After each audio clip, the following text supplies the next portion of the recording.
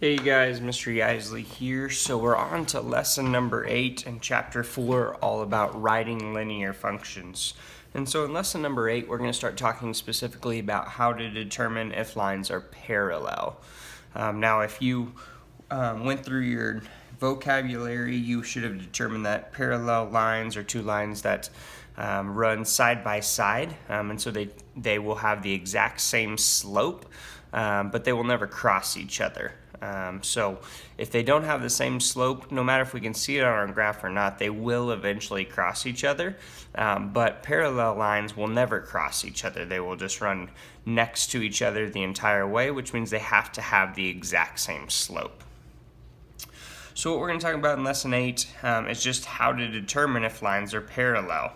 So within this, there's kind of 4 things that we want to go through, and within these 4 things, the first thing that we want to do is we want to identify 2 given points on the first line. So we want to identify 2 given points on the first line. So once we have those 2 points, we can plug them into the slope formula and figure out the slope. So we can determine the slope. Now, we also talked about in a previous lesson how to look at a graph and determine that as well. So how we can start at the farthest left point and move to the next right point that we see on the line, and we can figure it out that way. So really, either way is a completely fine way of doing it. So big thing is we just want to make sure that we show our work, whatever it is that we do to determine that. So once we've found those 2 points on the first line and we determine the slope of it, then we want to repeat this process for the second line. So we're going to do the same thing with the second line. Find 2 points, and then we're going to figure out figure out the slope. Now again, we can use the slope formula, or you can also just simply use the 2 points on the visual graph that you have and figure that out.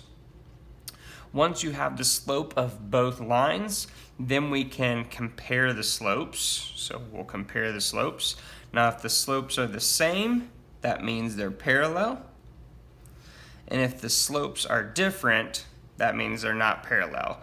Even if they're really similar slopes, they cannot be parallel lines. They have to have the exact same slope.